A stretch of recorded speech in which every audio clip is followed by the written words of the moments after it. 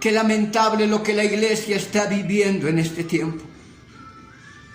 Hay algo que nadie se está dando de cuenta y que nadie está hablando. Hay algo que lastimosamente es tiempo que los predicadores, hermanos, pastores en la fe, nos pongamos a conciencia de entender que hay algo que como predicadores, como obreros de la casa de Dios, que como pastores hemos estado haciendo mal.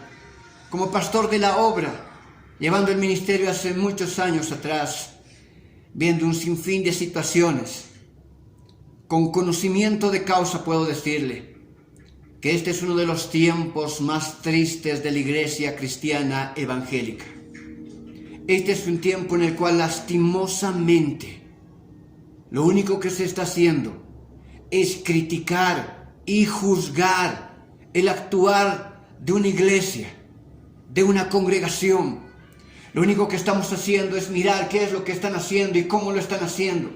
Y con prepotencia y con una falsa humildad, una falsa santidad, nos estamos animando a señalar y a acusar ministerios, hermanos.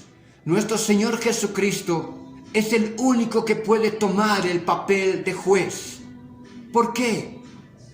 Porque es el único que verdaderamente conoce el corazón del ser humano. Ninguno de nosotros, ni el más grande teólogo, jamás podrá llegar a conocer el verdadero corazón de absolutamente nadie.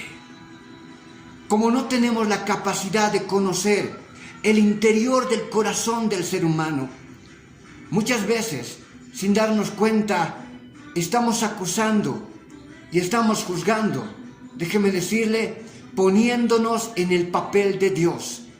La Escritura señala que aquel que hace eso simplemente su propia gloria busca. Ya no es un tiempo en el cual estamos ganando vidas evangelizando a través del mensaje de la palabra, a través del poder del Espíritu Santo, sino simplemente es un tiempo en el cual nos estamos compartiendo ovejas de una iglesia a otra iglesia, a ver dónde de alguna manera quizás se critica mejor, porque si se critica mejor, de alguna manera se sobreentiende que es una iglesia que sí tiene esa capacidad, pues es una iglesia que tiene santidad ahí, o es una iglesia que está en la voluntad de Dios. Y el creyente lo único que está haciendo es buscar una congregación, una iglesia en esos sentidos. Ya no estamos ganando vidas para el Señor. Lo único que en este tiempo se está haciendo, lastimosamente, es que estamos compartiendo ovejas de una iglesia a otra iglesia. Las ovejas, lastimosamente, están así como en el tiempo del Señor, como ovejas que no tienen pastor, yendo de un lugar a otro lugar. Un día el Señor nos va a pedir cuentas de aquello. En Mateo capítulo 10, el verso 21 nos señala algo tremendo.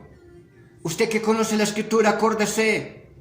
Ahí la Escritura nos dice que el hermano entregará al hermano, el padre entregará al hijo y el hijo entregará al padre a muerte. Eso es normal que suceda entre aquellos que no conocen el Evangelio, que vayan acusando a los hermanos en Cristo en la fe, como lo hicieron en el tiempo de los apóstoles. El capítulo 10 en su contexto habla como el Señor llamó a los 12 discípulos y les encomendó a predicar. Y les encomendó también con estas palabras, preparando sus corazones para lo que iba a venir. Que el mundo los acusaría, que los hermanos aún los entregarían, que aún sus padres se pondrían en su contra. Pero ahora eso está sucediendo dentro de la iglesia. Hermano contra hermano. Hermano contra hermano. Y lastimosamente, déjeme decirle, aquello está lastimando la fe del creyente al punto que en este tiempo el poder de Dios ya no se puede experimentar. El verdadero poder de Dios ganaba vidas, ganaba almas, era sufrir, era luchar, era evangelizar para ganar uno más para Cristo. Ahora lo único que se está haciendo es ver de alguna manera cómo llenar una iglesia, una congregación, no interesa con quién. Si lo que nosotros deberíamos buscar como predicadores es ganar a uno más para Cristo, pero uno que verdaderamente no tenga la revelación del Evangelio. Esta es una alma que el Señor nos da de pedir cuentas. Son las almas que debemos estar buscando. Y esas almas no las debemos de poder encontrar. Porque cuando la iglesia entra en este tipo de etapas, que simplemente es una iglesia que critica el accionar de otros, lastimosamente el poder de Dios no fluye, el Espíritu Santo no termina por convencer a las personas de pecado, de justicia y de juicio. Hago un llamado a la Iglesia de Cristo. Este es el tiempo de arrepentirnos y que regresemos a la esencia del Evangelio. En la esencia del Evangelio de ganar vidas para Cristo a través de la utilización del poder del Espíritu Santo. El poder del Espíritu Santo. El contexto del capítulo 10. El Señor encomendó en ese capítulo de la siguiente manera.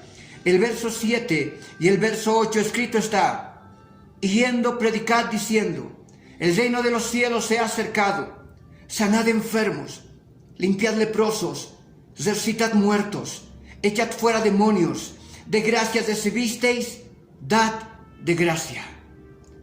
Aquello lastimosamente en la iglesia de este tiempo ya no sucede. El poder de Dios ha quedado tan bajoneado, el poder de Dios está tan abajo y el ego del ser humano ha subido tanto que ya no vemos esos milagros extraordinarios que el Señor nos mandó a hacer. Y es muy difícil que la iglesia pueda volver a ver esos milagros extraordinarios.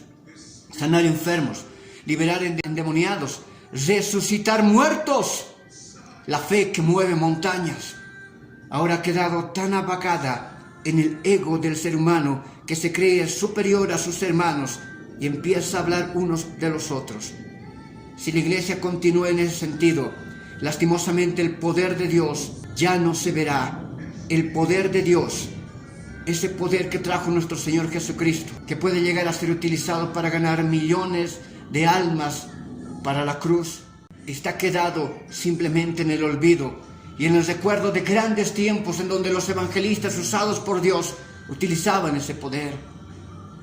Si el comentario continúa, si lastimosamente ese mover sigue siendo el plato diario en la iglesia, en congregaciones, el poder de Dios ya no se verá, se irá simplemente ahogando, les repito, en el ego del ser humano.